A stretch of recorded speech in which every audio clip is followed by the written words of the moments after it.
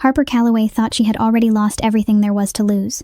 Her daughter, her husband, her home, her dignity. All that remained was a worn suitcase, her mother's old recipe book, and a silent vow never to let her heart attach to anyone again.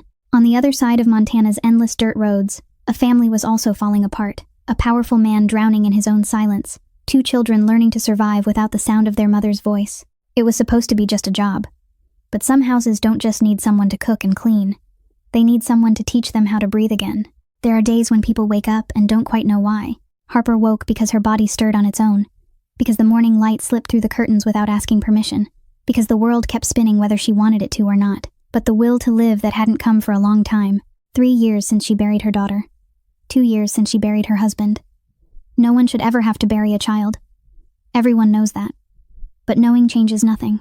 If this story touched your heart, hit that like button and share it with someone who needs to hear it.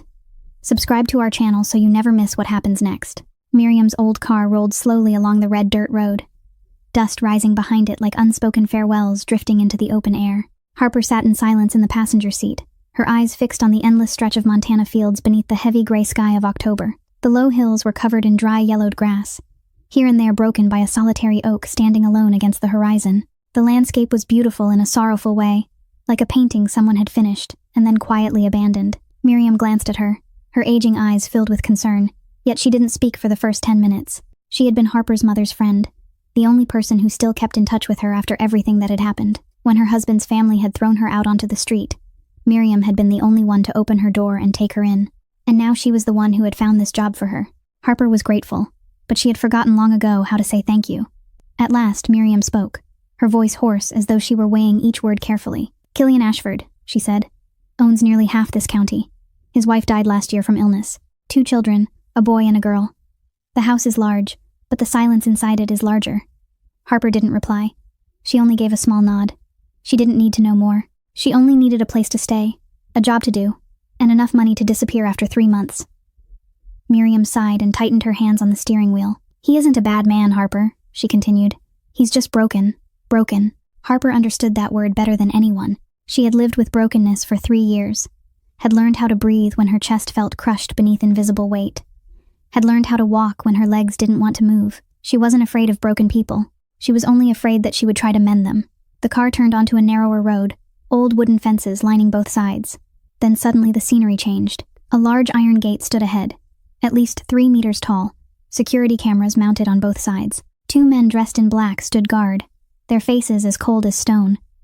They peered into the car, examined it for a moment, then opened the gate without a word. Harper felt a chill creep along the back of her neck.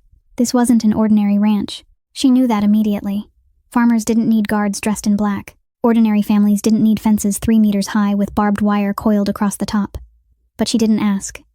Miriam had warned her, and Harper didn't want to know. Knowing more only meant more trouble. The car continued for several minutes, along a white gravel drive that wound between towering pine trees.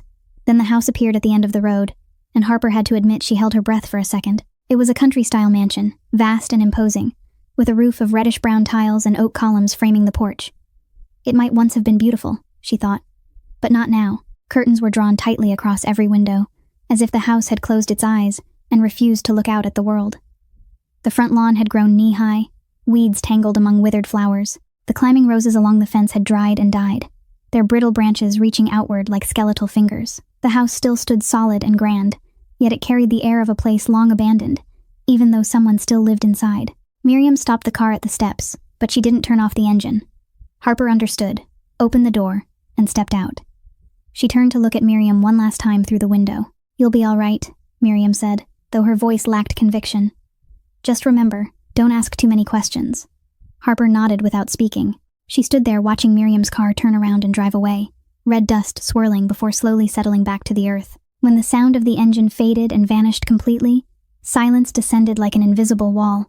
Harper stood alone before the unfamiliar house, her hand gripping the worn handle of her old suitcase. The wind moved through the air, cold and dry, carrying the scent of withered grass and rotting wood. She looked up at the dark windows and wondered if someone was watching her from inside. 3 months, she told herself silently. She would cook, clean, and then leave. No attachments, no exceptions. She had sworn that to herself, and she would keep that vow at any cost, because Harper Calloway had learned the most expensive lesson of her life. To love someone, meant losing them, and she had nothing left to lose. Harper drew in a long, steady breath and stepped onto the wooden porch, each footfall creaking beneath the weight of the silence that blanketed the place. She lifted her hand and knocked. The sound echoed briefly, then was swallowed whole by the stillness. No answer came. She waited a moment, then knocked again, harder this time. Still, nothing stirred inside. Harper was about to turn away and look for another way in when the door suddenly opened a fraction, slowly, without a sound. And there, framed by the dimness within, stood a little girl watching her. The child was about 5 years old, her blonde hair tangled as though it hadn't been brushed in days. Her flowered dress wrinkled and stained along the hem. But what made Harper freeze wasn't the child's appearance. It was her eyes. Large round eyes the color of the sea, clear as an autumn lake, staring without blinking. The little girl didn't speak, didn't smile, didn't cry. She simply stood there like a small porcelain statue. Harper's heart tightened, as though an invisible hand had closed around it. This child was the same age Ellie had been when she passed away. The same golden hair, the same wide eyes, the same way of standing in a doorway as if waiting for someone. Ellie had stood like that too, waiting for her to come home from work each afternoon, until the day she no longer had the strength to stand at all. Harper swallowed against the ache rising in her throat, forcing the memory back into the darkest corner of her mind. Not now. Not here. A voice came from behind the little girl, cool and older than it should have been.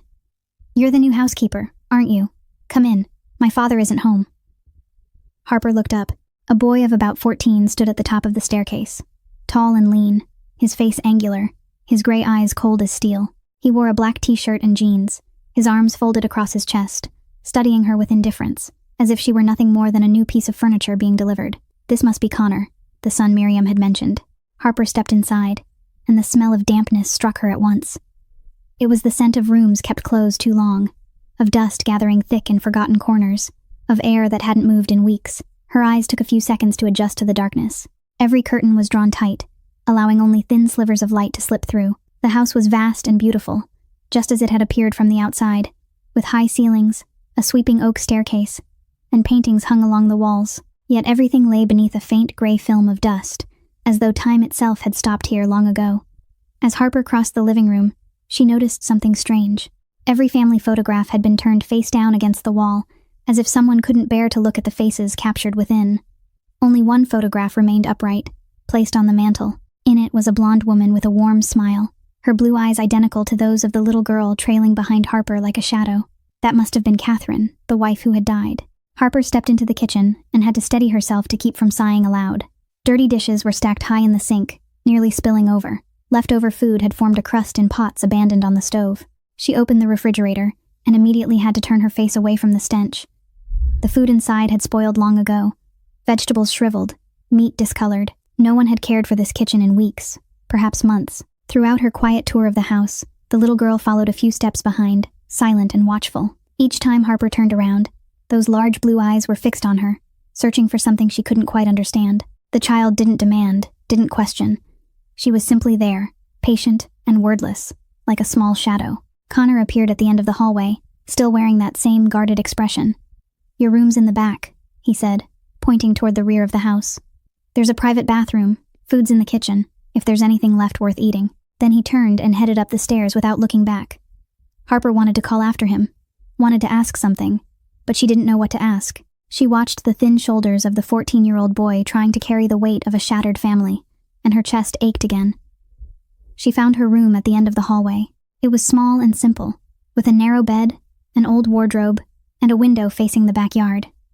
"At least there's light here," she thought as she pulled the curtains open. The backyard was as neglected as the front, weeds and thick brush growing wild, yet in the distance a small lake shimmered beneath the late afternoon sun. Harper set her worn suitcase down on the floor and sat on the edge of the bed. The springs creaked beneath her weight. She looked around the bare room and listened to the silence filling the house. No music, no laughter, no conversation, only the wind slipping through unseen cracks and the faint ticking of a clock somewhere down the hall. This house isn't just neglected, Harper thought, her gaze settling on a thin crack in the ceiling. It's grieving. It's crying in its own way, through layers of dust, through photographs turned to the wall, through a silence heavy as lead. And those two children are trying to survive inside that grief. Alone. Harper woke before dawn, the clock on the wall pointing to 5 o'clock. She hadn't slept much through the night. The unfamiliar sounds of the old house had crept into her dreams, and whenever she managed to drift off, she saw Ellie standing in a doorway, watching her with those wide blue eyes. But that wasn't Ellie, she reminded herself as she sat up. That was Rosie. She smoothed the blanket neatly, changed her clothes, and stepped out of the room into the thick pre-dawn darkness. The kitchen was exactly as it had been the day before, a battlefield of neglect and grief.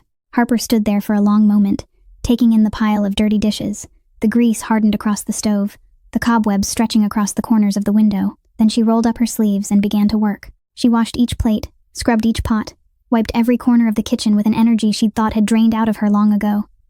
Perhaps this was how she survived. Keep her hands busy so her mind wouldn't wander into places she didn't want to go. When the kitchen was finally clean, she went to each window and pulled the curtains back. The first light of dawn was just breaking along the horizon, and as she opened every window on the first floor, thin streams of sunlight poured into the house like water flowing into a desert starved for rain. Dust drifted in the air, sparkling like millions of tiny flecks of gold. She opened the refrigerator, threw out everything that had spoiled, and found in the very back a few usable eggs, an unopened package of bacon, and a box of pancake mix.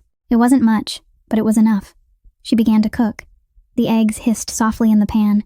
The scent of bacon spread through the kitchen and slowly into the rest of the house. She made pancakes too, stacking them neatly on a plate and drizzling a little honey she'd found in the cupboard. For the first time in months, the kitchen smelled like life. The sound of footsteps on the stairs made her look up. Connor stood on the last step, his eyes wide as he stared at the kitchen as if he couldn't quite believe what he was seeing. He looked at the open windows, at the sunlight spilling in, at the cleared and properly set table. Then he looked at the food on the stove, and Harper saw something flicker across his face, something that looked very much like pain. "No one's cooked breakfast here in a long time," Connor said, his voice rough. "I can't remember the last time." Harper didn't answer. She simply plated the food and set it in front of him. He sat down, hesitated for a second, then began to eat. Soft footsteps followed, light as a cat's, and Rosie appeared in the doorway, still in her wrinkled pajamas. Her blonde hair tangled around her small face. She stood at the entrance to the kitchen, staring as if she were witnessing something miraculous. Harper pulled out a chair and patted the seat gently. Rosie walked over slowly, climbed up, and sat as still as a doll. Harper placed a plate in front of her, cut the pancake into small pieces, and nudged it closer. Rosie looked at the plate, then at Harper, then back at the plate. Then, she picked up her fork and began to eat. Connor paused midway through his meal and stared at his sister in astonishment. "This is the first time in months she's finished a whole serving," he whispered to Harper, as though afraid speaking too loudly might shatter the moment. "Usually we have to beg her just to take a few bites." The three of them ate in silence, but it was a different kind of silence from the lifeless stillness that had filled the house before. This was a peaceful quiet, the kind that belongs to an autumn morning when the world is slowly waking up. Sunlight slanted through the windows, painting golden squares across the wooden floor, and for the first time, Harper thought that perhaps 3 months here wouldn't be so bad. The sound of a car engine in the driveway broke that fragile peace. Harper glanced out the window and saw a sleek black SUV pull up in front of the house. The door opened, and a man stepped out. The air in the room seemed to thicken at once. She felt it immediately. The shift in Connor's posture, the way his body stiffened, the way Rosie stopped eating and lowered her eyes to her plate. The front door opened, and Killian Ashford walked in. He was tall enough to nearly fill the doorway, broad-shouldered, solid as a wall. He wore a black suit and a black shirt open at the collar, revealing a hint of his chest and a thin silver chain resting against his skin. But what held Harper's gaze was his face, angular and severe, with a sharp jawline and eyes the color of winter steel. A faint scar ran from the corner of his left eye down toward his jaw, a mark of a past he likely didn't care to discuss. He stood there for a second, his gaze sweeping over the kitchen, over the open windows, over the sunlight flooding in, over his 2 children sitting at the table. Then his eyes settled on Harper. "You're the new one," he said, his voice low and cold. Not a question, but a statement. Harper nodded, her throat suddenly dry. "Yes, I'm Harper Calloway." He didn't respond. He didn't introduce himself, didn't offer a greeting, didn't ask a single question. He looked at her for one more unreadable second, then turned away. He walked past the table as though it didn't exist, past his children as though they were invisible ghosts. He headed straight up the stairs, his heavy footsteps echoing in the quiet, and disappeared around the bend. Harper watched his retreating figure, and suddenly she understood. Killian Ashford wasn't a cold man. He was a man running from the kitchen where his wife had once cooked, from the table where his family had once sat together, from the eyes of a daughter who looked exactly like the woman he had lost. He was running from everything that reminded him of what had been taken from him. She knew that because she recognized those eyes. The eyes of someone who had lost everything and was bone deep, afraid of losing anything more. She knew those eyes as well as she knew her own reflection, because every morning when she looked into the mirror, she saw that same pair of eyes staring back at her. A week passed like water moving slowly through a narrow crevice in stone. Harper settled into a rhythm as steady as the ticking of a clock. She rose at 5 o'clock each morning, while the sky was still gray, prepared breakfast before the children woke, cleaned each room with patient care, and opened every window so light and fresh air could pour into a house that had been suffocating for far too long. She worked without pause, not for the wages, but because busy hands left the mind no time to wander into the darker corridors of memory. The house began to change little by little, like a living creature slowly awakening from a long winter sleep. The dust that coated every surface thinned and then disappeared. Cobwebs in the corners were swept away. The wooden floors were polished until they reflected the glow of the late afternoon sun. The stale odor of damp neglect gave way to the scent of hot meals, clean floor polish, and the soft fragrance of lavender that Harper placed in small vases throughout the rooms. The kitchen became the heart of the house, a place where warmth lingered, where something fragrant was always rising from the stove, where gentle golden light glowed each evening. Killian remained like a ghost, drifting through the life of his own family. He was rarely home, and when he was, he went straight to the study at the end of the upstairs hallway, the door always locked from the inside. Sometimes Harper heard the low murmur of his voice through the wood as he spoke on the telephone, his tone cold and controlled, using words she didn't understand about matters she didn't want to know. He never joined the children for dinner after that first morning, never asked how their lessons were going, never wished them good night. He existed in the house like a paying lodger, with no intention of truly staying. Harper first discovered the truth of that on a night when she woke to the sound of footsteps in the hallway. It was nearly midnight, and she heard the front door open and close very softly. Curiosity overcame caution. She went to the window and looked out.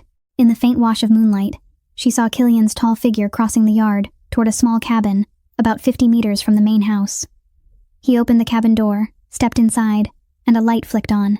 She stood there watching until the light went out, realizing that was where he slept each night, not in the large house, not in the bedroom he had once shared with his wife, but alone in a small cabin set apart in the open field. He couldn't bear to sleep within walls that still carried the echo of Catherine's breath. After that night, Harper began to notice more. Each evening, Connor would sit on the back porch after dinner, gazing toward the cabin where his father stayed. He would sit there for hours, sometimes until late, watching the faint glow of the cabin light until it finally went dark. He never walked over, never knocked, never called out to his father. He only sat and watched, as though guarding something precious he didn't dare to touch.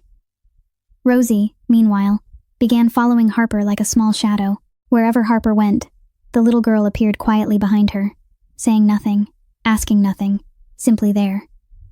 When Harper cooked, Rosie sat in the corner of the kitchen and watched. When Harper cleaned, Rosie trailed from room to room. When Harper stepped into the garden to gather vegetables, Rosie stood beside her, those wide blue eyes tracking every movement. The child still didn't speak, but her silent presence spoke more than words ever could. Rosie was searching for something she had lost, and for reasons Harper couldn't quite explain, the child seemed to believe she might find it in her. That thought warmed Harper's heart and frightened her at the same time. Then came the night that changed everything. Around 2 a.m, Harper was jolted awake by the sound of engines in the yard. Not one vehicle, but several. She lay still for a moment, listening, then curiosity again outweighed caution. She slipped quietly from bed, went to the window, and eased the curtain aside. Her heart skipped. 3 black SUVs were parked in a row outside. Men dressed in dark clothing moved large crates from the vehicles into a warehouse behind the house. They worked in silence, swift and efficient, as though they had done this 100 times before, and at the center of it all stood Killian, issuing orders with short, decisive gestures. He didn't resemble the man Harper saw inside the house, the one who moved past the dinner table with hollow eyes. This Killian was someone else entirely, cold, dangerous, radiating authority without needing to raise his voice. The men around him lowered their heads as he passed, carrying out his instructions without question. Moonlight fell across his face, illuminating the scar and the ice in his eyes. He looked like a king of shadows, a ruler over things ordinary people wouldn't dare to imagine. Harper stepped back from the window, her heart pounding hard against her ribs. She knew she had just seen something she wasn't meant to see. She wasn't foolish. She understood that what was happening outside wasn't ordinary business. The black-clad guards, the towering security gates, the expensive vehicles, and now these mysterious crates arriving in the middle of the night. Killian Ashford wasn't merely a wealthy businessman. He was something far more dangerous, something Miriam had warned her never to question. Harper returned to bed and lay staring at the ceiling in the dark. It isn't my concern, she told herself. I'm here to cook, not to ask questions. 3 months, and then I'll leave. Whatever Killian Ashford does in the night has nothing to do with me. But no matter how hard she tried, She couldn't sleep. She lay there until the first light of dawn slipped through the curtains, her mind circling questions she knew she shouldn't try to answer. And deep within her, a small, quiet voice whispered that she had stepped into a world where walking away wouldn't be as simple as she had once believed. That afternoon, Harper decided to make cookies. She took out her mother's old recipe notebook and set it on the kitchen table, carefully turning to a page yellowed with age and stained with grease from years of use. It was one of the few things she had managed to keep from her former life. A small book filled with her mother's slanted handwriting, each recipe a fragment of memory from long ago afternoons in a modest childhood kitchen. She began measuring the ingredients: flour, sugar, butter, eggs, and as always, Rosie appeared at the kitchen doorway like a small shadow. The little girl stood there quietly, her wide blue eyes following Harper's every movement, not asking for anything, not speaking, simply watching. Harper had grown accustomed to that silent presence, and in a strange way, she found comfort in having Rosie nearby. She had a habit of talking to herself while cooking, a habit formed in the days when Ellie would sit on a high stool and listen to her mother chatter about everything and nothing. "My mother taught me to make these cookies when I was very little," Harper said softly, her voice gentle as if telling a bedtime story. "She used to say the secret isn't in the ingredients. The secret is in the love you put in while you mix the dough." Harper gave a quiet laugh as she remembered her mother standing in their small kitchen, apron dusted with flour, hair pinned up high. She always sang while she cooked, old songs Harper could no longer recall the words to, though the melodies still lingered somewhere deep inside her. She was stirring the dough, lost in memory, when a tiny voice broke the silence. "My mom used to make cookies too." Harper froze. The wooden spoon stopped midair, her heart missing a beat. She turned slowly to Rosie, hardly trusting what she had heard. The child stood there, blue eyes fixed on her, lips parted slightly as though she herself was surprised by the sound of her own voice. It was the first time Rosie had spoken since Harper arrived, the first time in many months, if Connor was to be believed. Harper lowered the spoon carefully, trying to steady her breathing. She knelt down, slow and gentle, until her eyes were level with Rosie's. She didn't want to do anything that might frighten the child back into her shell of silence. "What kind of cookies did your mom make, sweetheart?" she asked, her voice trembling despite her effort to remain calm. Rosie studied her for a moment, those deep blue eyes holding a sorrow far too heavy for someone so young. "Chocolate chip," she said, her voice as soft as falling leaves, "but I can't remember how they smelled anymore." Harper's heart shattered into 1,000 pieces. Ellie had said something very similar a few months before she slipped away. "I can't remember how Grandma's perfume smells, Mommy." Ellie had cried when she said it, afraid she was forgetting someone she loved. Harper had held her close and promised she would buy that exact perfume so her daughter would never forget, but she hadn't been fast enough. Hospitals, chemotherapy, endless days and nights, and then Ellie was gone before Harper could keep her promise. Harper blinked hard, forcing the tears back. "Not now, not in front of this child.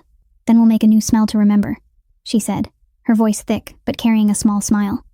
She stood and lifted Rosie gently onto the tall stool beside the counter. For the first time, Rosie didn't stiffen at Harper's touch. The little girl sat there as Harper added chocolate chips to the dough and handed her a small wooden spoon. "Would you like to help?" Rosie looked at the spoon, then at Harper, then slowly reached out and took it. She began stirring, awkward and careful, but her eyes brightened just a little, like a candle newly lit in a dark room. Harper guided her step by step, how to measure the flour, how to crack the eggs, how to roll the dough into small round balls. At one point, a bit of flour dusted Rosie's nose. The child touched it, looked at her powdered finger, then up at Harper. And then something miraculous happened. Rosie smiled. It was only a small smile, fleeting as a butterfly brushing the surface of water, but it was the first smile Harper had seen on her face. Harper's heart tightened, aching and warm all at once, a feeling she had thought she'd forgotten. Neither of them noticed Connor standing in the doorway. The 14-year-old leaned quietly against the frame, watching his sister smile for the first time in months. His face remained guarded as always, but something in his eyes softened, like ice beginning to thaw beneath the first light of spring. He didn't step inside. He didn't speak, but he didn't walk away either. He stayed there until the last batch of cookies came out of the oven, until the sweet scent of chocolate and butter filled the kitchen, creating a new fragrance to remember. That night, after the house had fallen asleep, Harper lay in bed and cried. She cried without a sound, tears slipping down her cheeks and soaking into the pillow. She cried for Rosie, a child who had lost her mother too soon and was trying to hold on to fading scents. She cried for Ellie, her own little angel who had flown away without a chance to say goodbye. She cried for every child in the world who had lost a mother, and for every mother who had lost a child. She cried for the unfairness of fate, for grief that never truly disappears, for wounds that seem healed yet bleed again at the slightest touch. And she cried for something else too, something she was afraid to name. She was beginning to care about these children. She was beginning to let her heart soften, and that went against every vow she had made to herself. The storm swept into Montana in the middle of the night, without warning.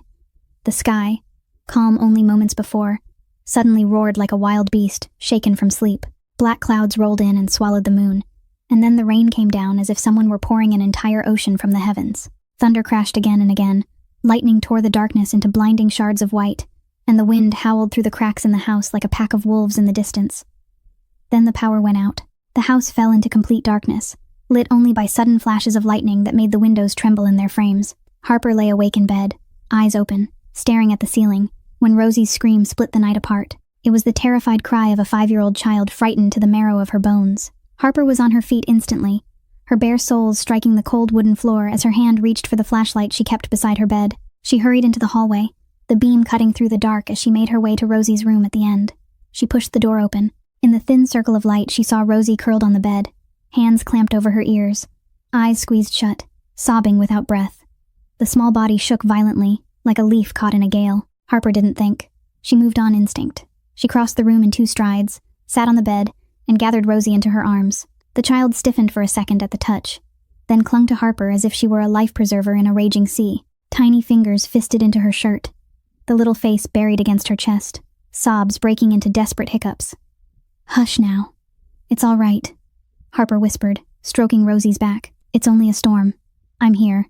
I'm right here with you." But Rosie kept trembling, kept crying, and Harper knew this wasn't only the storm outside. It was the storm inside the child.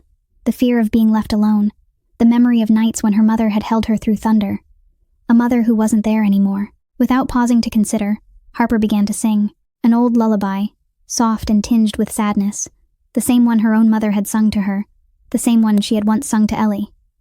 Ellie had been afraid of storms too. Harper used to wrap her daughter in blankets and sing this very song over and over until those small brown eyes drifted closed in peaceful sleep. The last time she had sung it was the night before Ellie went into the hospital for the final time. The last night she had held her child in her arms. Harper sang now, her voice hoarse and trembling, but she didn't stop. She sang for Rosie, and she sang for Ellie, for the daughter who had slipped beyond her reach, yet never beyond her memory. Slowly, Rosie's sobs softened. The trembling eased, her breathing grew steadier. She nestled against Harper, her head resting over Harper's heart, blue eyes growing heavy. One small hand remained clutching Harper's shirt, as if afraid that letting go would make her disappear. Harper didn't realize Connor was standing in the doorway until lightning flashed and illuminated his figure. The 14-year-old leaned against the frame in wrinkled pajamas. He didn't speak. He didn't step inside. But he didn't leave either. He stood there watching his sister held safely in Harper's arms, and on his usually guarded face, Harper glimpsed something gentler, something like a longing to be sheltered himself, a longing he hid behind a mask of forced maturity. It was the first time Connor had stood near anyone during a storm since his mother died. Then Harper sensed another presence. She lifted her head and, in the faint glow of the flashlight, saw Killian standing in the hallway just behind Connor. He didn't enter the room. He simply stood there in the shadows, looking in. Lightning flashed again, and for a brief second his face was fully revealed.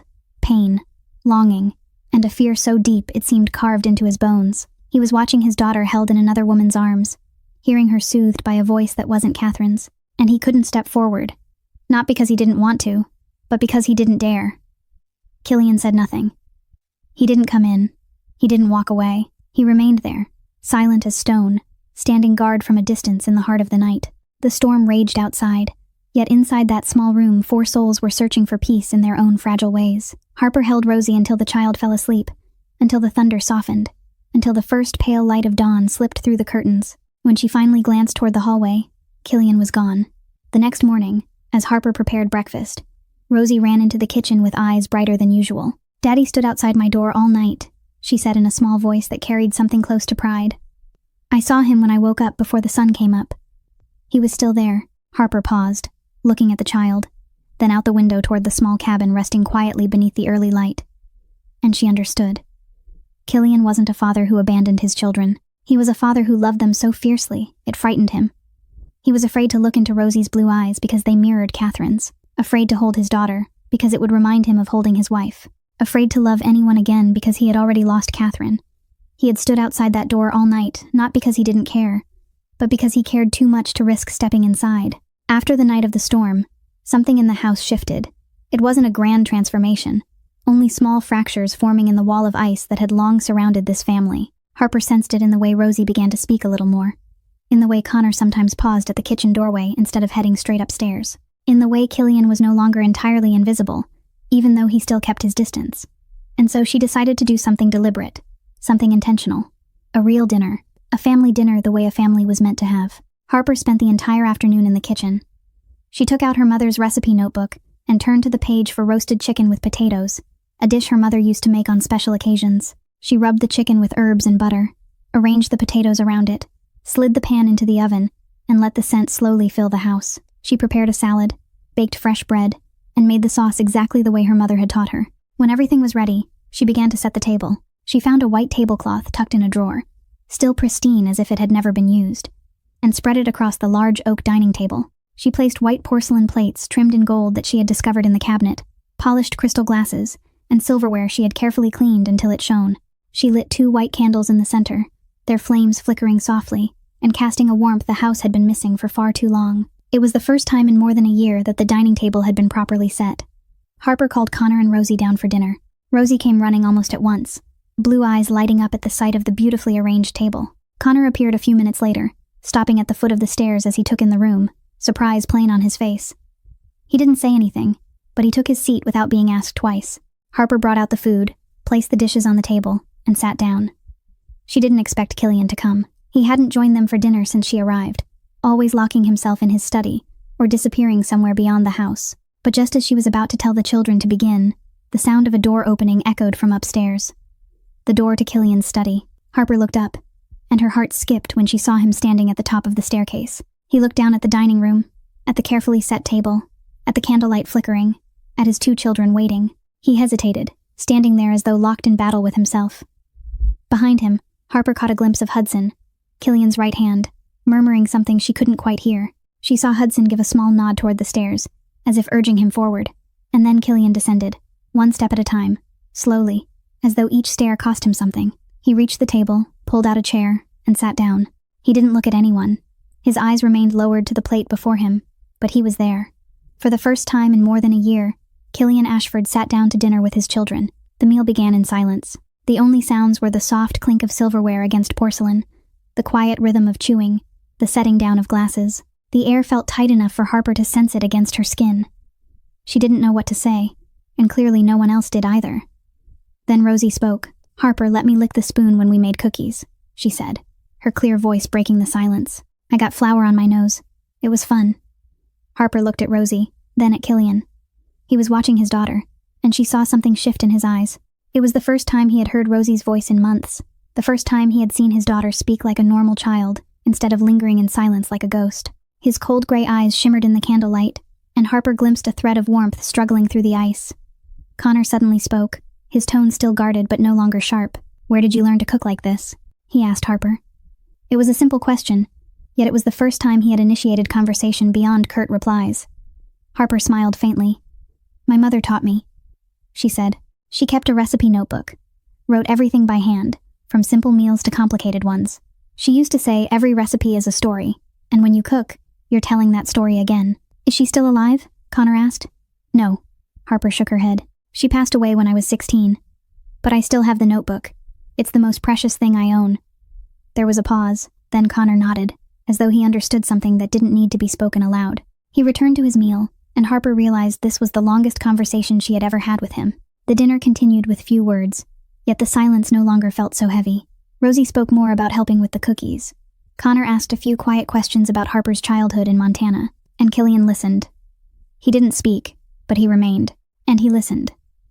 When the meal was over, Connor took Rosie upstairs, leaving Harper to clear the table.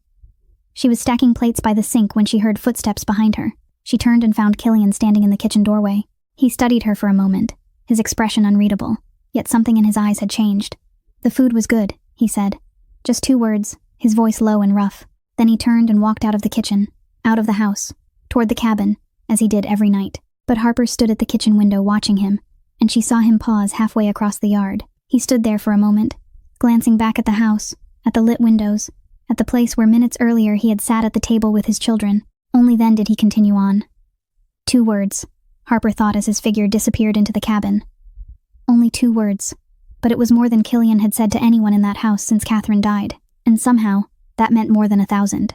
A sleek black Mercedes pulled up in front of the house on a Saturday morning, while Harper was tidying the living room and the children were eating breakfast in the kitchen. She had never seen the car before, and instinct told her this wasn't a friendly visit. The driver's door opened, and a woman stepped out. She was tall and slender, dressed in an expensive navy dress that Harper suspected cost more than her monthly salary.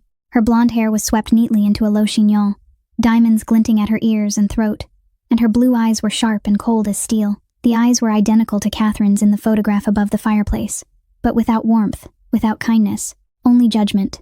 The woman climbed the porch steps, her heels striking the wood with deliberate clicks, and stopped when she saw Harper at the door. She looked Harper up and down, her gaze scanning her as though evaluating a worn item in an antique shop. "You must be the help," she said, not as a question but as a statement edged with disdain. "I'm Victoria Reed, Connor and Rosie's aunt." Before Harper could respond, Victoria brushed past her and entered the house without invitation, as if it belonged to her. Harper stood there for a second, anger rising in her chest, but she swallowed it and followed.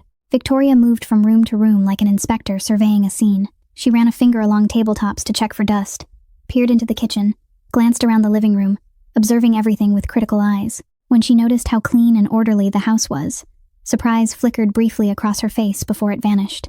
Connor and Rosie were in the kitchen when Victoria entered. Connor's expression hardened instantly, guarded and cold, while Rosie shrank back, slipping from her chair and running to hide behind Harper. The little girl's hand clutched Harper's shirt tightly, seeking protection.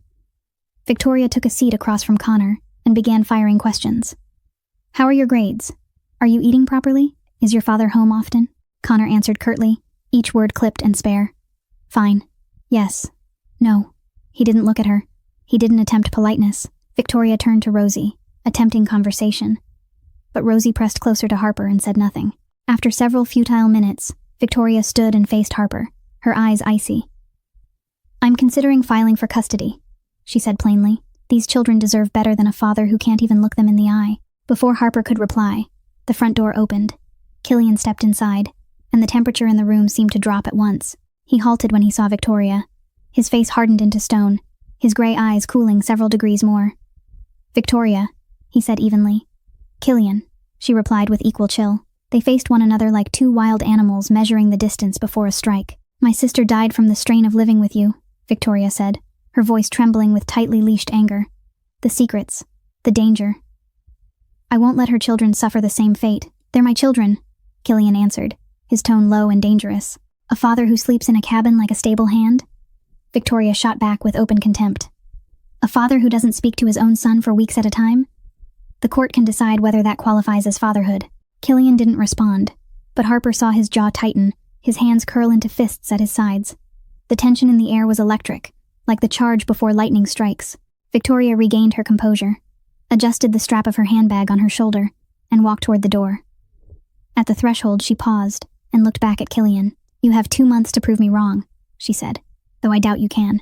Then she left, her heels echoing sharply across the porch, climbed into her Mercedes, and drove away without a backward glance. Silence settled over the house once the car disappeared down the road. Killian stood motionless for a moment. Then without a word he turned, went upstairs to his study, and shut the door with finality. Harper exhaled a breath she hadn't realized she'd been holding. She looked around and saw Connor standing at the base of the staircase, his face pale as paper. He had heard everything. Harper handed Rosie off to one of the staff and crossed to Connor. "Are you all right?" she asked gently. He looked at her, and for the first time she saw the 14-year-old as he truly was, afraid, confused, hurt. "She wants to take us away from Dad," he said, his voice unsteady. "And maybe she's right." Harper didn't know what to say. She wanted to tell him Victoria was wrong, that Killian was a good father, that everything would be fine. But she couldn't, because part of her was asking the same question. A father who slept alone in a cabin every night. A father who couldn't look into his daughter's eyes. A father who disappeared into the shadows whenever grief pressed too hard. Was that truly what was best for these children? Harper didn't have an answer, and her silence spoke louder than anything she could have said. That night Harper couldn't sleep. Victoria's words echoed in her mind like a bell that refused to stop ringing. A father who sleeps in a stable. A father who can't look his children in the eye. The court will decide. She lay on her back staring at the ceiling, listening to the steady hum of insects beyond the window. Then the sound of engines shattered the stillness. Not one vehicle, but several. Tires grinding over gravel. Engines rumbling, then cutting off. Harper knew she shouldn't look. She remembered the last time, remembered what she had seen, remembered the pounding in her chest when she realized Killian Ashford wasn't an ordinary businessman. But curiosity overpowered reason. She rose from bed, moved to the window, eased the curtain aside, and looked out. This time she watched longer, more carefully. 3 large trucks were parked in the yard, and at least a dozen men dressed in black were unloading heavy crates and carrying them into the warehouse behind the house. They worked in silence, quick and efficient. At the center of it all stood Killian like a general surveying a battlefield. He was speaking with Hudson. Though Harper couldn't hear clearly, fragments drifted toward her through the night air. Santos, border, shipment. She didn't understand every detail, but she understood enough. This was what Miriam had warned her not to ask about. This was why armed guards stood watch day and night. This was the secret Killian Ashford hid behind the polished image of a successful entrepreneur. Harper stepped back from the window, her heart racing, her hands trembling. What was she supposed to do? Leave? Pretend she had seen nothing and continue as if her world hadn't tilted? A soft knock at her door made her jump. She stood frozen, breath held, unsure whether to answer. The knock came again, still gentle but firm. Harper inhaled deeply, crossed the room, and opened the door. Hudson stood there, his face shadowed by the dim hallway light. He didn't look threatening, yet there was a gravity in his eyes that sent a chill through her. "You saw things tonight," Hudson said quietly. "Things you weren't meant to see." Harper swallowed and forced her voice steady. "I didn't come here to ask questions. I came here to cook." Hudson studied her for a long moment, as if measuring the truth in her words. "Most people would run by now," he said. Harper thought of the suitcase in the corner. Thought of Rosie hiding behind her when Victoria arrived. Thought of Connor's pale face when he heard his aunt threaten to take him away from his father. And she thought of herself. Of the last 3 years lived in numb emptiness. "I've already lost everything, Mr. Mercer," she replied, her voice flat and still as a windless lake. "There's nothing left for me to be afraid of." Hudson held her gaze a moment longer, and something shifted in his expression. Not pity, not suspicion. Something closer to respect. "Killian isn't a bad man," Hudson said after a pause. "He's just trapped in the dark. Don't give up on him." Harper didn't answer. She didn't know how to.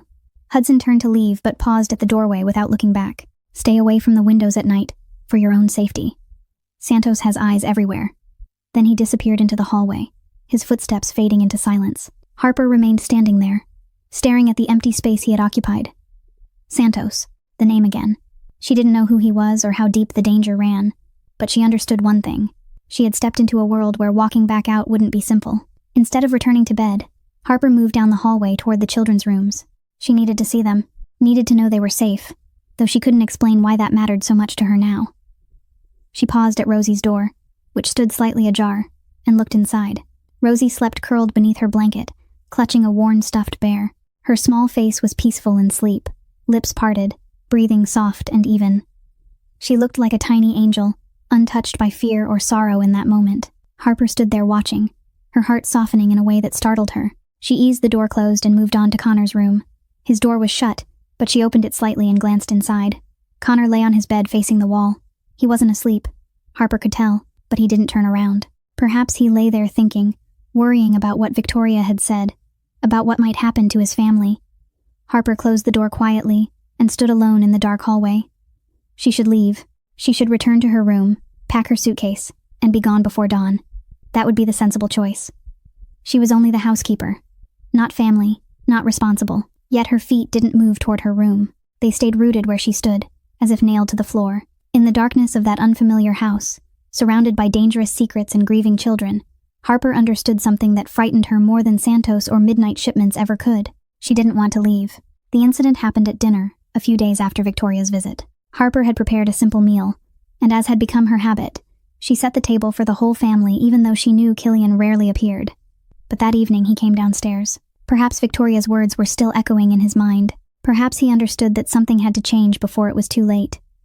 He took his seat across from Connor, and for the first time in weeks father and son looked at one another. The air in the room thickened as though all the oxygen had been drawn out. Rosie sat perfectly still, blue eyes darting back and forth between her father and her brother. Harper stood in the kitchen doorway, sensing the storm about to break. Killian spoke first, his voice rough from disuse. "How's school?" It was a simple question, ordinary, the kind any father might ask, but it lit the fuse of a bomb long waiting to explode. Connor lifted his head, gray eyes so like his father's now burning with anger. "Now you care?" he said, his voice trembling with restraint. Now, Killian opened his mouth to answer, but Connor didn't give him the chance. "Where were you when Mom was dying?" he shouted, springing to his feet so suddenly his chair crashed to the floor. "Where were you when Rosie stopped talking? Where were you every night this past year while I was the one taking care of her alone?" Killian stood frozen. He didn't argue, didn't defend himself, didn't explain, because every accusation was true. Every word struck its mark. He hadn't been there. He had run. He had let his children navigate the loss of their mother while he drowned in his own grief. "You're not a father," Connor went on, his voice breaking as tears streamed down his face. "You're just a ghost who pays the bills." And before anyone could stop him, he bolted from the room, out of the house, into the falling dusk. The door slammed. His footsteps faded toward the woods behind the ranch. Rosie began to cry. Harper rushed to gather her in her arms, but her eyes searched for Killian. He was still standing there, pale as if someone had driven a blade straight through his heart. Then he ran. He ran out the door in the direction Connor had disappeared. Hudson appeared from somewhere, along with several guards, and they scattered into the dark to search. But the forest and the coming night swallowed the 14-year-old boy as though he had never been there at all. An hour passed, then 2. Clouds rolled in and rain began to fall, light at first, then heavier. Harper paced the living room. Rosie had been taken upstairs, though Harper knew the child wasn't sleeping. She thought of Connor out there alone in the rain, in the darkness, carrying all that anger and hurt. Then she remembered something. In a rare moment of openness, Connor had once told her about the lake behind the property. "Mom used to take me there," he had said.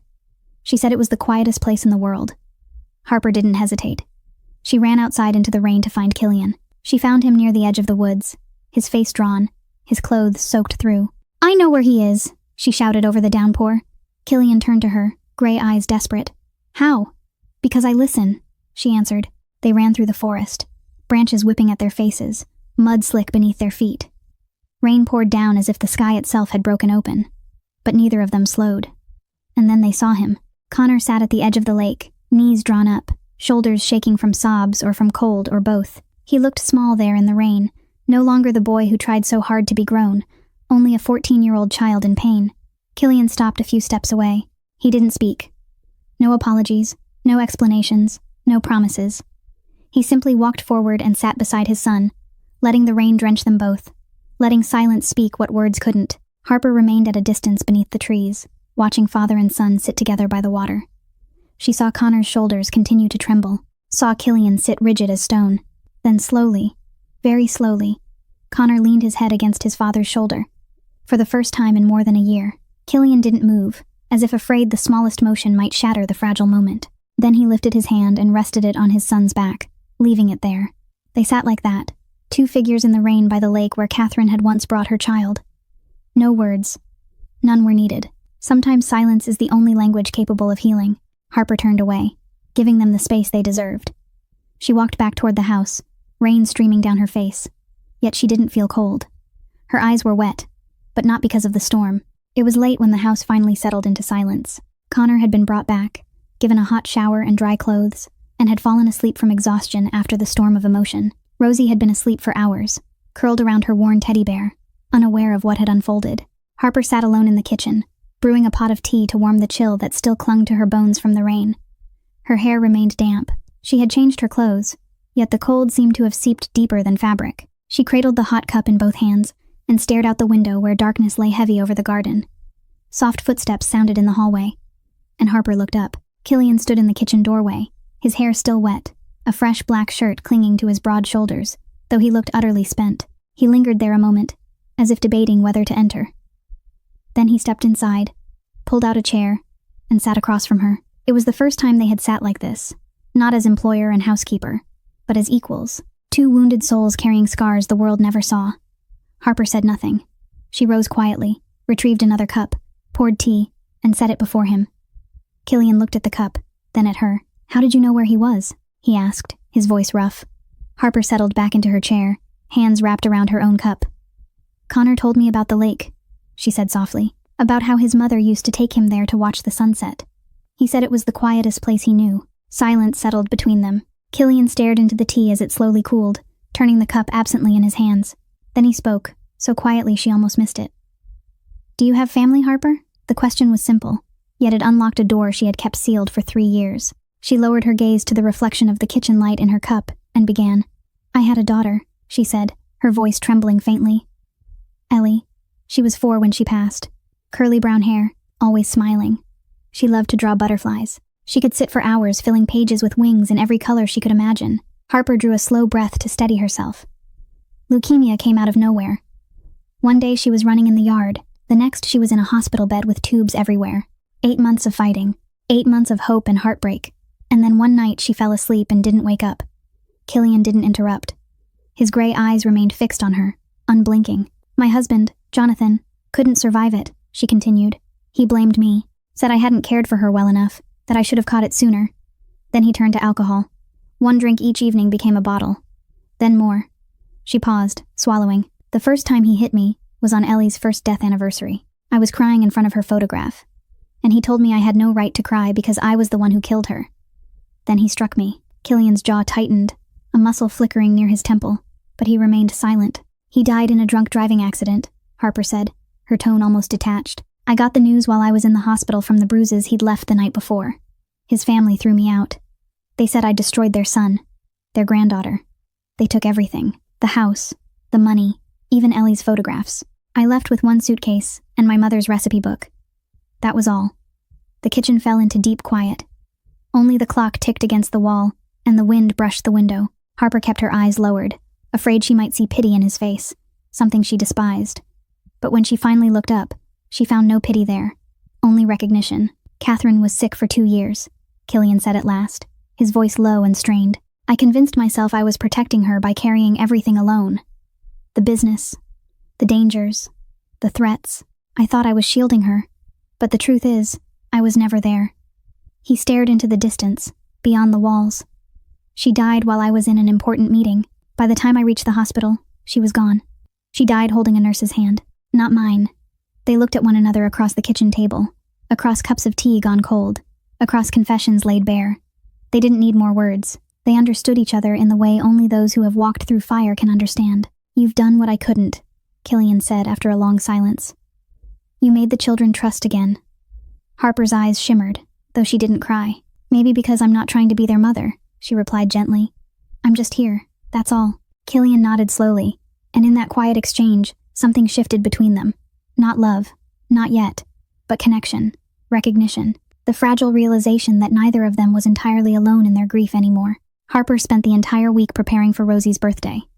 She planned every small detail, from decorating the living room to choosing the perfect cake recipe. It would be the little girl's first birthday since her mother passed, and Harper knew it had to be special.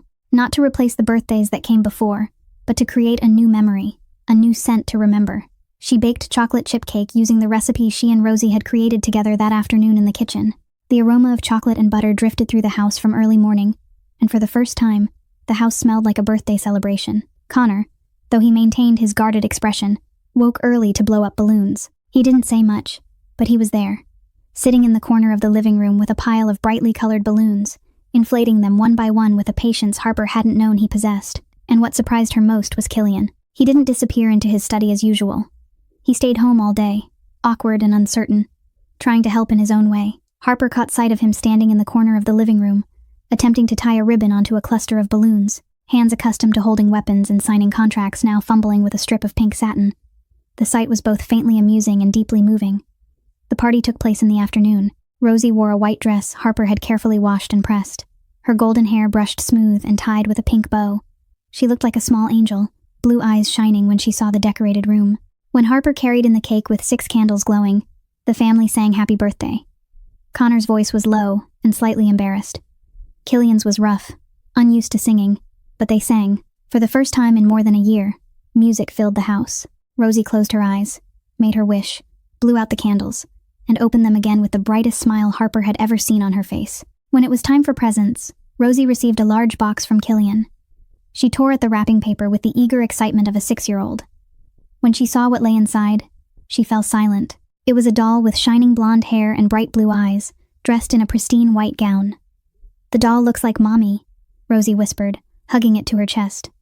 Killian went still. Harper saw his entire body freeze for a heartbeat, as though his daughter's words had pierced the armor he had built around himself. Then slowly, very slowly, he knelt in front of her, bringing himself to her eye level, His eyes were wet, and he didn't attempt to hide the tears. "Happy birthday, my little girl," he said, his voice thick. "Your mother would be so proud of you." Rosie reached up and touched his cheek where a tear slid down. Then she wrapped her arms around his neck, the doll pressed between them, and Killian embraced his daughter. Truly embraced her. For the first time since Catherine died, Harper stood nearby, smiling at the sight. Yet her hand gripped the edge of the table so tightly her knuckles turned white. Because she was remembering Ellie's 4th birthday. There had been cake then, too. A doll. Laughter bright and clear. It had been her daughter's last birthday, though she hadn't known it at the time. Connor noticed. He came to stand beside Harper without speaking. He simply stood there, his silent presence a way of saying he understood. He saw. And she wasn't alone. Harper blinked back her tears and gave him a small nod of gratitude. As the party wound down, Connor mentioned something quietly. "Aunt Victoria called yesterday," he said. "She asked if we were okay." Harper looked at him. "What did you tell her?" He shrugged.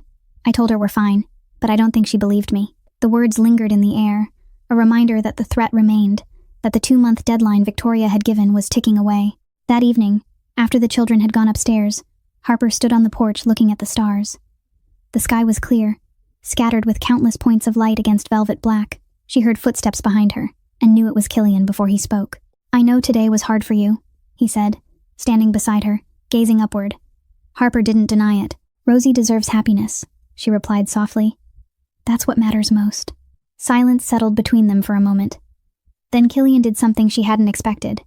He reached out and took her hand, just a gentle, brief clasp, only a few seconds before he let go. But long enough for her to feel the warmth of his skin, long enough for her heart to stumble in her chest. "Thank you," he said, his voice low and sincere. "For everything." Then he turned and walked toward the cabin as he did every night. Yet his steps seemed lighter somehow, and he paused once more to glance back at her, before disappearing into the dark. Harper remained standing there, looking down at her hand. The place where Killian had touched her still felt warm. The atmosphere at the ranch shifted overnight. Harper sensed it the moment she woke the morning after Rosie's birthday. The number of guards had doubled. Men dressed in black patrolled the grounds with sharper eyes and tighter posture. Black SUVs remained stationed at the gates around the clock, and the crackle of radios drifted from different corners of the property. Something was happening. Something dangerous. And she didn't need anyone to tell her it had to do with the name Santos she had heard whispered in the dark. That afternoon, when things appeared calm on the surface, Harper decided to take the children out into the backyard for some air. Connor sat beneath the old oak tree reading, while Rosie chased butterflies with her new doll tucked under her arm. Harper stood nearby, watching them, savoring a rare moment of peace. Then she saw it. A figure moving along the edge of the woods, far enough to be subtle, close enough to be wrong. Killian's guards wore black. This man wore gray, blending between tree trunks as though observing. Harper's heart quickened, but she didn't panic. She had lost too much in her life to mistake panic for usefulness. She walked calmly toward Connor, her voice steady.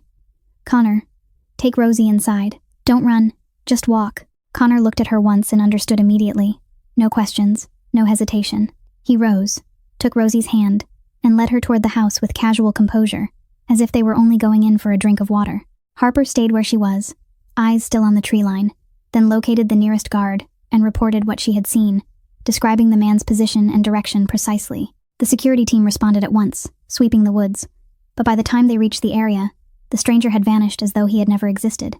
Killian returned 20 minutes later. He entered like a storm, face carved from ice but eyes burning with alarm.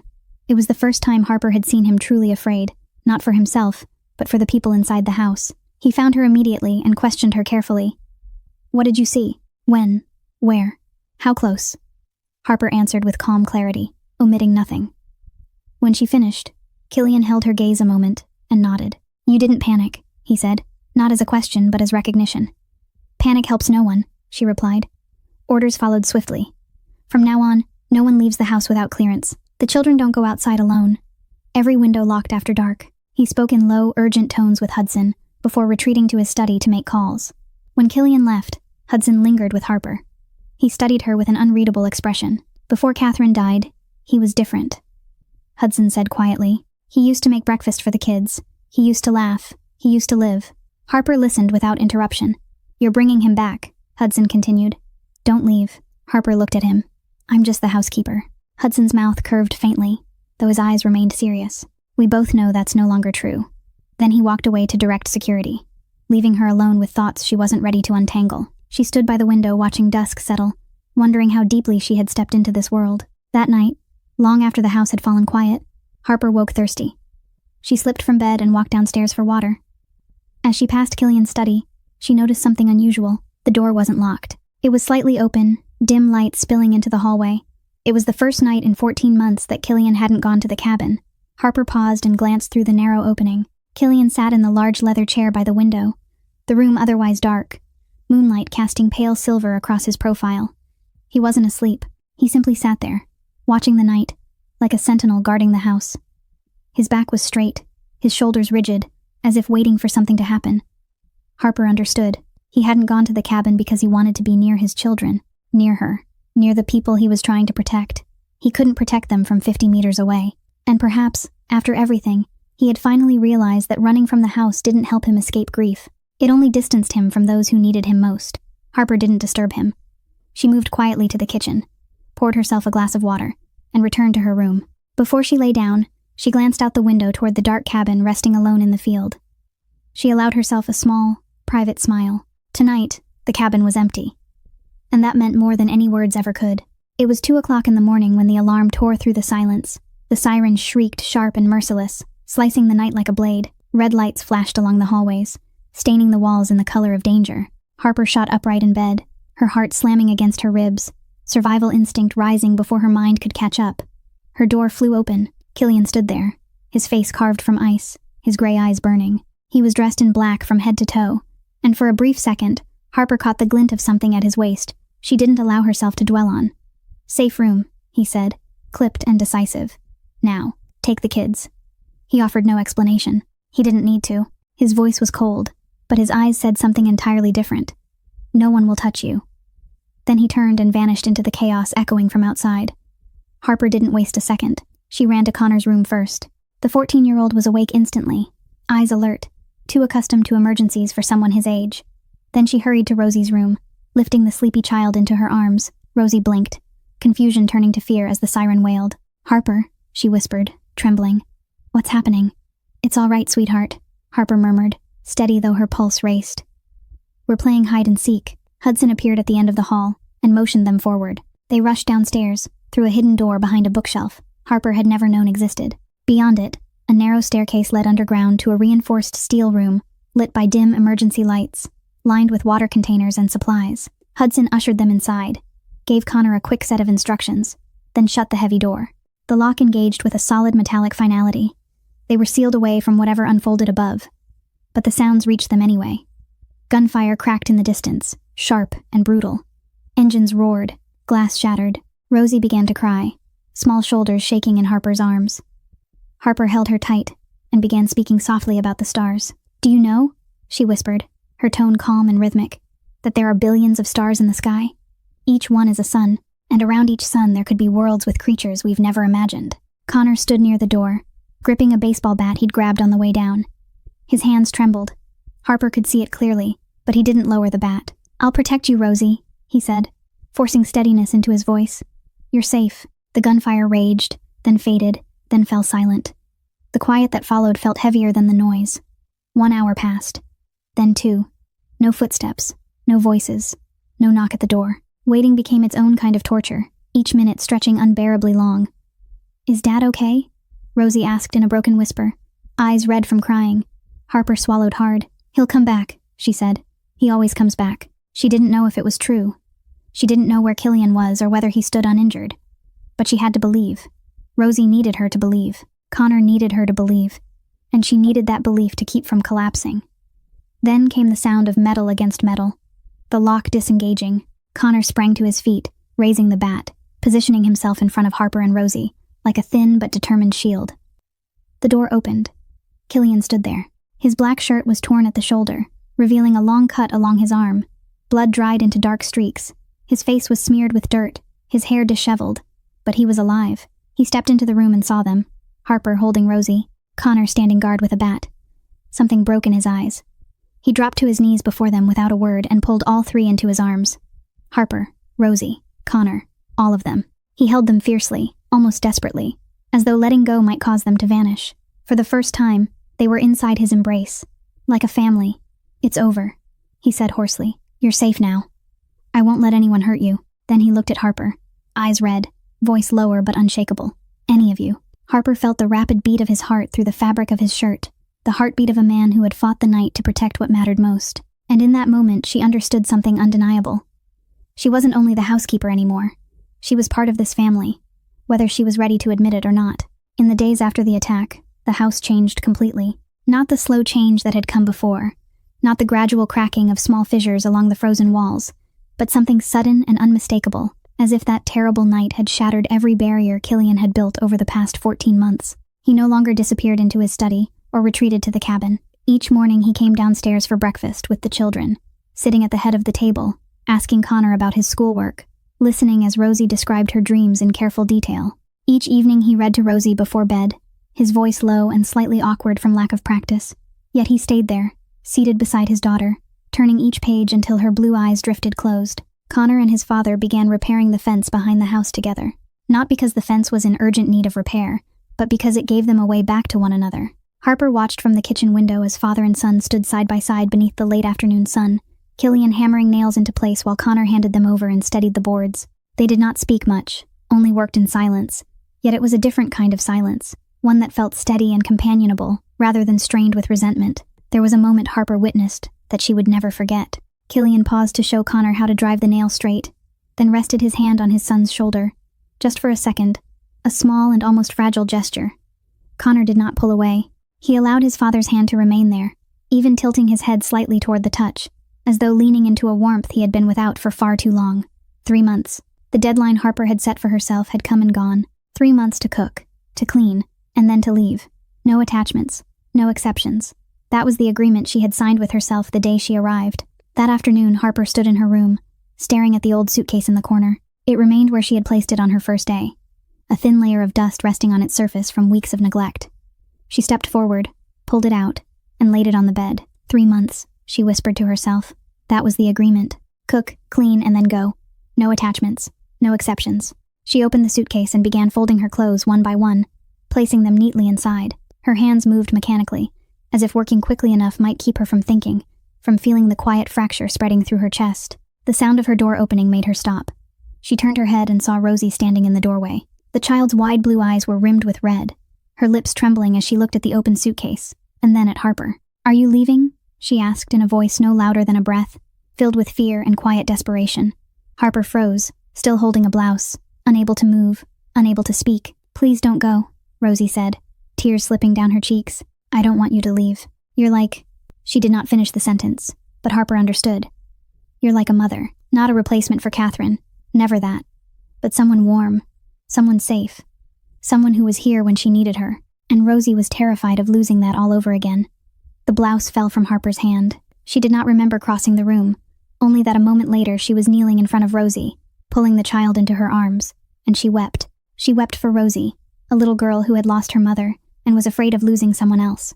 She wept for Ellie, her own daughter, her small angel who had flown away and whom she would never stop missing. She wept for herself, for the foolish vow she had made never to love again, never to allow her heart to attach itself to anyone. She had failed. She had loved these 2 children without realizing it, had let them step into the barren chambers of her heart and plant something there. And now she could not leave, not because of a paycheck, not because she had nowhere else to go, but because she did not want to go. "I'm not going anywhere, sweetheart," she said through tears, holding Rosie tighter. "I promise."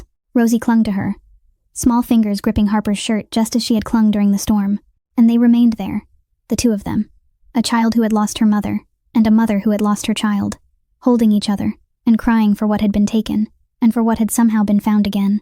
Harper rose, wiped the tears from Rosie's cheeks, then from her own. She walked to the suitcase on the bed, closed it, and pushed it back into the corner. It would stay there, gathering dust, no longer needed. She did not realize Killian was standing in the hallway, watching through the open doorway. He did not step inside. He did not speak. He simply stood there, watching her hold his daughter, watching her cry, watching her push the suitcase away. And his eyes said everything his mouth could not. Gratitude, relief, and something else, something warmer and deeper, something he was not yet ready to name but that had already begun to take root in his chest. The day of the hearing arrived sooner than Harper expected. She stood before the mirror in her room, smoothing the white blouse she had carefully ironed the night before, wondering when she had last set foot inside a courtroom. The last time had been during the probate proceedings after Jonathan died, when his family had taken everything she owned. This time was different. This time she was not walking in as a widow stripped of her life, but as part of a family fighting to remain together. Killian drove them all to the county family courthouse, an old red brick building set in the center of town. He wore a black suit and a white shirt, looking composed and solemn as ever. Yet Harper saw how tightly he gripped the steering wheel, his knuckles pale from the strain. Connor sat in the back seat, spine straight, face tense but resolute. Rosie sat beside him, one hand clutching her blonde-haired doll, the other wrapped tightly around Harper's hand, not letting go for the entire drive. The courtroom was smaller than Harper had imagined. There was no jury, no audience, only the judge seated behind a large wooden bench, and the two sides facing each other across a narrow aisle. Victoria was already there, dressed in an elegant gray suit, her hair neatly pinned back, her expression still cool and composed. Her attorney sat beside her, a middle-aged man with gold-rimmed glasses and a thick stack of files laid out before him. They looked as though they had prepared for this battle for months and were confident they would prevail. The hearing began. Victoria's attorney spoke first, his tone steady and clinical, as though reading from an indictment. He detailed Killian's questionable business dealings, his absence as a father for more than a year, the neglected state of the house and the children who had not been properly cared for. He presented evidence, old photographs of the house when it had been dusty and dim, statements from acquaintances describing how Killian had not slept inside the home, how the children had largely fended for themselves. Each word felt like a blade slicing through the air, and Harper saw Killian sit motionless, jaw clenched, offering no protest even though every accusation reflected the truth of what had once been. Then the judge turned to the children. She was a woman in her late 50s, silver hair framing a face marked by sharp intelligence but softened by compassion. She asked Connor and Rosie to step forward and address them in a voice both gentle and firm. "Connor, whom do you wish to live with?" Connor stood tall, his gray eyes so much like his father's, and answered with a steadiness that seemed to surprise even himself. "I want to stay with my father. He made mistakes. But he is changing. He is trying. We are a family again." The judge nodded and turned to Rosie. "And what about you, sweetheart?" Rosie tightened her grip on Harper's hand, her blue eyes lifting to meet the judge's without fear. "I love my daddy. I love Harper. I want to stay home. Home is where they are." A hush fell over the courtroom. The judge then looked to Harper and asked about the current condition of the household. Harper spoke calmly and honestly, describing the house as it was now, clean and filled with light, the family dinners, Killian reading to Rosie every night, Connor and his father repairing the fence together, the sound of laughter returning to walls that had once known only silence. Victoria sat listening, and Harper noticed something shift in her expression. The cold judgment faded, replaced by something closer to surprise, perhaps recognition, as though a wall inside her had begun to crumble. Victoria's attorney leaned toward her and whispered urgently, likely reminding her of strategy, but she dismissed him with a small, decisive gesture. Then she rose to her feet. The entire courtroom seemed to hold its breath. "I withdraw the petition," Victoria said, her voice steady though something beneath it trembled. Silence followed. The judge raised her brows. Victoria's attorney stared at her in disbelief. "I only wanted them to be safe," Victoria continued, her gaze resting on Connor and Rosie. "And I can see now that they are safe." She turned to Harper, her blue eyes so like Catherine's but no longer cold. "Take care of them. They are all I have left of my sister." Harper nodded, her throat tight with emotion. "I will. I promise." The hearing concluded swiftly after that. The judge ruled that Killian would retain custody, and they stepped out of the courthouse into the warm glow of late afternoon sunlight. Connor and Rosie ran ahead, and for the first time Harper saw them running and laughing like ordinary children, no longer carrying the heavy weight of fear on their shoulders. Harper moved to follow, but Killian stopped. He stood there in front of the courthouse doors and looked at her with the gray eyes she had learned to read over the past months. Then he reached for her hand and took it openly, without hesitation, without concealment. "Stay," he said, his voice low and sincere. "Not as a housekeeper. Stay with me, with the children, as family." Harper did not answer with words. She simply tightened her hold on his hand, feeling the warmth of his scarred and calloused palm, and that was all the answer either of them needed. 6 months after the court hearing, the Ashford house no longer resembled the place Harper had first stepped into on that uncertain day. Every window stood open, sunlight pouring into every corner, no heavy curtains drawn shut, no shadows lingering in forgotten edges of the rooms. Rosie's laughter rang out from the garden. Connor's voice teasing his sister drifted through the air. And each morning the steady sound of Killian's footsteps descended the staircase as he came down to breakfast with his family. The house had learned how to breathe again, and so had the people within it. One bright morning Harper stood in the kitchen with her mother's recipe notebook open before her. But today she did not turn to the familiar pages she used so often. Instead, she flipped to a page she had avoided for 4 long years, a page that had always torn at her heart the moment she saw it. Corn cake with star anise. Ellie's favorite. Harper's hands trembled slightly as she began measuring the ingredients. Cornmeal, sugar, butter, star anise. The sweet fragrance slowly filled the kitchen, and memories came rushing back like water breaking through a dam. Ellie standing on her little stool, flour dusted across her nose, giggling while her mother wiped her face clean. "Mommy, I love this smell the most. It smells like love." Harper had not made this recipe in 4 years, not because she had forgotten. She had not dared to remember. Each time she thought of it, she saw Ellie's smile, felt again those bright days before illness stole everything away. But today she was ready to remember without drowning, ready to honor without collapsing beneath the weight of grief. Small footsteps sounded at the doorway, and Rosie appeared, her blue eyes bright with curiosity. She had grown in these 6 months, speaking more, laughing more. "What are you making, Harper?" she asked. Harper smiled and pulled the tall stool beside the counter. "I'm baking. Would you like to help?" Rosie climbed up and stood beside her, as she had so many times before, stirring the batter carefully under Harper's guidance. Before long, a smudge of flour dusted the tip of Rosie's nose, and both of them burst into laughter. "Is this your special recipe?" Rosie asked, tilting her head. Harper paused for a moment, then nodded. "It was my daughter's favorite." Rosie stopped stirring, her blue eyes widening. "You have a daughter?" "I had one," Harper said gently, her voice no longer breaking the way it once had. "Her name was Ellie. She's in heaven now." "Like your mother." Rosie grew quiet, thinking with the solemn concentration of a 6-year-old trying to grasp something too large for her years. Then she looked up with hopeful certainty. "Maybe they're friends up there. Maybe they're baking cookies together." Harper smiled, her eyes glistening though she did not cry. "Maybe they are, sweetheart. Maybe they are baking together." Connor sat at the table working on his homework, occasionally glancing toward the two of them with a softness far removed from the guarded boy Harper had first met. The sound of a car pulling into the drive signaled Killian's return. He had begun withdrawing from the darker edges of his work, gradually handing more responsibility to Hudson, choosing instead to spend his time at home. He stepped into the kitchen, inhaled deeply, then came up behind Harper and wrapped his arms around her waist, resting his chin lightly on her shoulder. "That smells incredible," he murmured warmly near her ear. "What's the occasion?" "Remembering someone I love," Harper replied, still stirring, leaning her head back against him for a brief second. Later that afternoon, after the cake had been baked and shared, Harper walked into the backyard carrying 2 small flowering plants. She chose a quiet corner where the late sun poured down and the small lake shimmered in the distance. She knelt and began digging, placing the first plant into the soil and pressing the earth firmly around its roots. For Ellie, footsteps approached behind her. Connor stood there holding a small shovel, his expression serious, though his eyes were gentle. "Can I plant one for Mom?" he asked.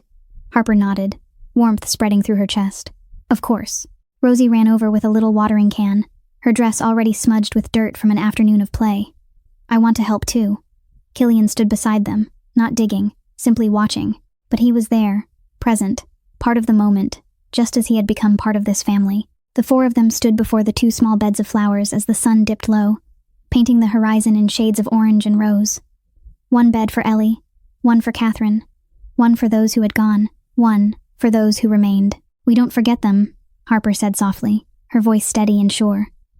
"We carry them with us, and we keep living, because that's what they would want." Rosie held Harper's hand with one hand and Killian's with the other. Connor stood beside his father, their shoulders touching. And in the Montana sunset, 4 souls, once broken in different ways, stood together. Not a perfect family, but a family all the same, their own. 1 year later, it was an ordinary Sunday morning at the Ashford Ranch. Yet nothing felt ordinary to Harper as she stood in the sunlit kitchen preparing breakfast for her family. The scent of bacon and fried eggs filled the air. Rosie's laughter drifted in from the living room where she was playing with Connor, and Killian's footsteps sounded on the staircase as he came down to join them. The table was set for 5 instead of 4, because today they had a guest. Victoria stepped into the house wearing a smile that, a year ago, Harper would never have imagined seeing on her face. The cold scrutiny was gone. The threats and court documents were gone. Now she was Aunt Victoria, visiting every week, bringing small gifts and stories about their mother. Today she carried an old leather-bound photo album, its cover worn soft with time. "I thought the children should have this," Victoria said as she placed it on the table. "These are photographs of Catherine when she was little." Rosie climbed onto her chair at once, pulling the album toward her and turning the pages with the eager curiosity of a 7-year-old. "Did Mommy get scared of storms like I do?" she asked, pointing at a photograph of Catherine as a teenager. Victoria laughed softly, a sound touched with memory. "Very much. She used to crawl under the bed whenever there was thunder." Connor leaned closer, his gaze settling on a photograph of Catherine smiling brightly beneath the sun. "She looks so happy," he said quietly. Victoria glanced toward Killian and Harper, seated side by side, and a gentle smile crossed her face. Catherine would have liked you, Harper.